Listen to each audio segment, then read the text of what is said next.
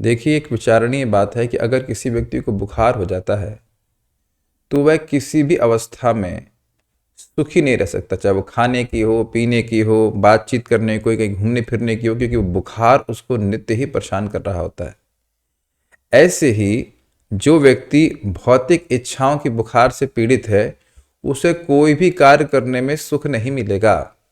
तो बुखार केवल सोचने मात्र से नहीं चला जाता है। पहले तो व्यक्ति को स्वीकार करना होगा कि मुझे बुखार है, इसलिए मैं परेशान हो रहा हूँ।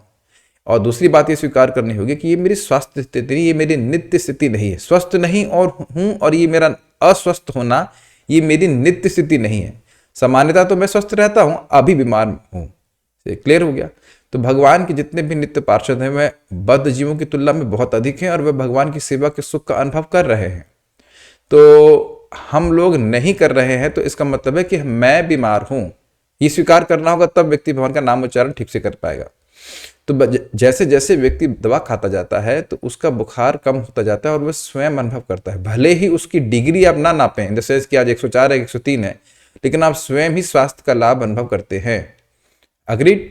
तो उसी प्रकार से कोई व्यक्ति भगवान का नाम कर रहा है, उस पर कैसे श्रद्धा हो? श्रद्धा इस प्रकार से हो कि जो मेरी पहले इच्छाएं थी बहुत सारी, वो अपने आप ही गायब होती चली जाती हैं। जैसे हम लोग दवा लेते हैं तो हमको पता नहीं चलता कि बुखार कैसे चला गया, लेकिन बुखार अपने आप जाता हो महसूस होता है, बिल्कुल स्पष्ट महसूस होता है। भूख आने लगती है, धीरे धीरे भूख आती है, कुछ लोगों की नाक की गंध चली जाती है, वह भी वापस आ जाती है, सब कुछ आ जाता है, यानी कि इंद्रियों की शक्तियां वापस आने लगती हैं। अग्रीड।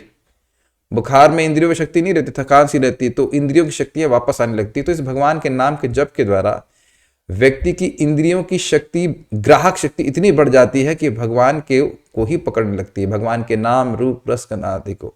इसके पीछे एक विज्ञान को और समझ लीजिए कि आप लोग कहते हैं, सोचते होंगे मेरा मन क्यों नहीं लगता, क्योंकि मन भगवान के नाम के रस को भी नहीं पकड़ पा रहा है।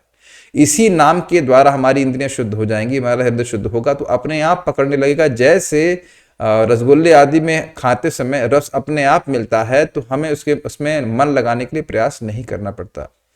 ठीक है।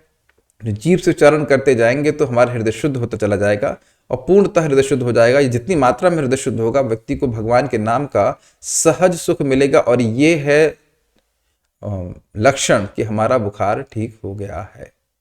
ओके।